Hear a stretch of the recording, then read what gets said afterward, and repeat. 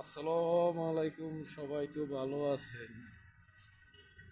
মনের দুঃখে আজ আপনাকে লগে আইলাম। তো দেখেন মনে করেন, এখন তো মনে করেন যে ইরানের এই অবস্থা, ইরানের তো আগে গন্ত না। এখন মনে করেন ইরানের যে পরিস্থিতি, যেই সিস্টেম, এখন মনে করেন যে এই তো মনে করেন যে কাতারে মনে করেন একটা মিটিং হইতেছে। তাহলে মনে করেন যে কইটা চুক্তিপত্র করতেছে যে যদি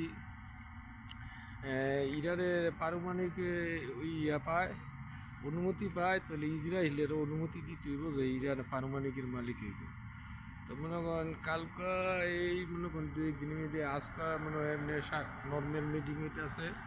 তাহলে মনে হয় দু একদিন এই কালকার দিকে মনে করেন যে বড় ধরনের যদি মিটিংয়ে হয়, তাহলে মনে করেন বড় ধরনের একটা মিটিং হইব, তাহলে চুক্তিপত্র হইব। তো ইরানে কইছে যে ঠিক আছে, আমরা ওইটা মানতে পারি।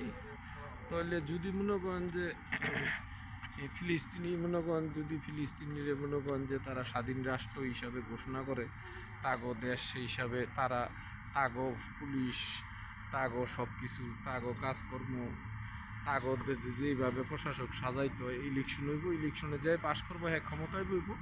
এটা আন্তর্জাতিকভাবে জাতিসংঘের আন্ডারে ইলেকশন করা হইব, যে পাশ করবো হ্যাঁ ক্ষমতায় বইব। যদি মানে তাইলে মনে করেন ইরানে মনে করেন এটা সমর্থ দিবে। তো এই যে কথা, তাহলে তোমার মনে করেন কিনটা হয় এটা শিউর না। তবে ইরানে যদি মনে করেন ফিলিস্তিনি না মানে, তাহলে মনে করেন যে ইরানে কোনো সমঝোতায় যাইতো না।